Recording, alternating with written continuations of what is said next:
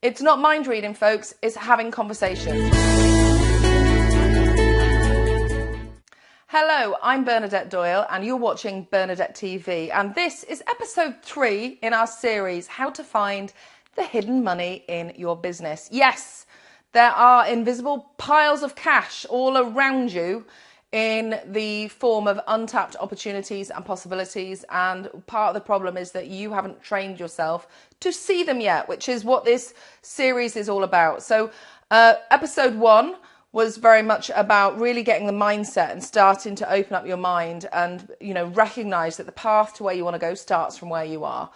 Episode 2, we talked about focusing on the area where money is changing hands already. So looking at existing transactions in your business. And today we're going to talk about another area to look for hidden money, and that's in relationships. You see, you have a lot of relationships through your business. Because you might think, okay, well, my number one relationship is with my customers or clients. And yes, absolutely. But you also have past customers and clients. You also have past prospects, past or current prospects, people that you've engaged with but haven't actually become paying clients or customers yet. You might have joint venture partners, that either people that you have promoted or that could be willing to promote you. And finally, you have suppliers. Like, you might not have thought of the value of a business or relationship that you buy from on a regular basis, but if you stop to think about it, they have an interest in you succeeding. So sometimes they can represent opportunities for your business that you might not have noticed yourself. So if you're looking to increase more revenue in your business, one of the first things that I say to clients to do is to go to the people who've already bought from you. The biggest opportunities in your business exist with existing clients. So it could be as simple as going to your top, 10% of clients and starting to ask them how you could be serving them bigger and better. What other needs do they have that you might be ignoring, you might be overlooking, but there are things that you could absolutely help them with.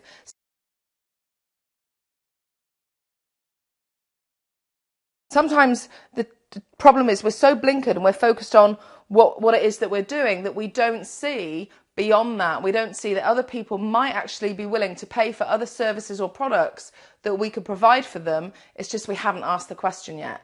So absolutely, the first place to go is to your existing strongest relationships, so your best clients and customers. But there is also no harm in going back to people that maybe were past clients. They bought from you previously. What's happened that shifted for them that means they're no longer a current client? Maybe they've moved on. They have a different set of needs now, but a set of needs that you could still help them with. So when it comes to relationships, the ways to start to tap into these relationships, it's not mind reading, folks. It's having conversations. You're going to have to pick up the phone or, write an email, but sooner or later that leads to an in-person conversation, either face-to-face or over Skype or over the phone, where you're asking these people you already have a relationship with. And the best way to move forward is to find out what is it that they need. There's a saying that you can get anything in the world you want by helping enough other people to get what they want. So if you start the conversation not looking for what you want to get out of it, which is, that they spend more with you or that they refer business or whatever, by finding out what it is that's going on for them, what they really need help with.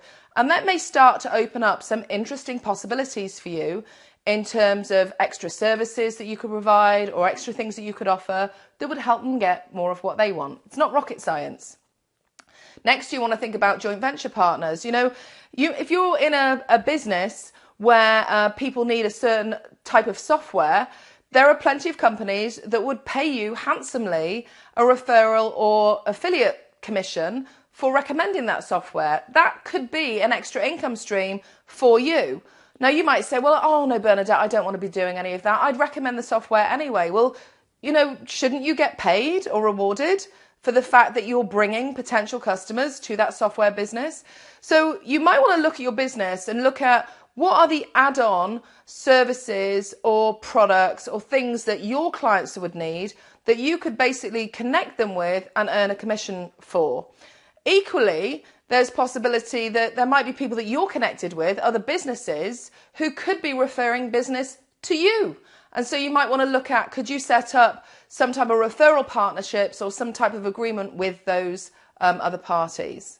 Finally, think about suppliers. So suppliers or vendors are people that you are paying money to. You're bringing them business. You're doing business with them week after week, month after month. And you might not have thought of them as a source of new business for you, but just because you haven't asked yet doesn't mean that you shouldn't explore the possibility.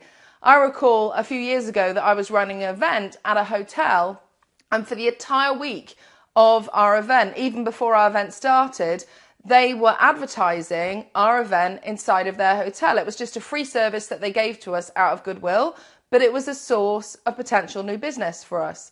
So you might want to go and have conversations with your suppliers and again, be open-minded to start to explore the possibilities. Are they already doing business with other companies that could be great candidates or prospects for you? If so, you might want to start to explore how they could introduce those people over and that, you can get a win-win out of it. So when you start to look at the area of relationships, it's amazing how much can be uncovered in terms of hidden money. And I really invite you to go and explore this now and start to look and take off the blinkers and look at what possibilities exist for you through the relationships in your business. Go and do that right now, and I'll see you on the next episode.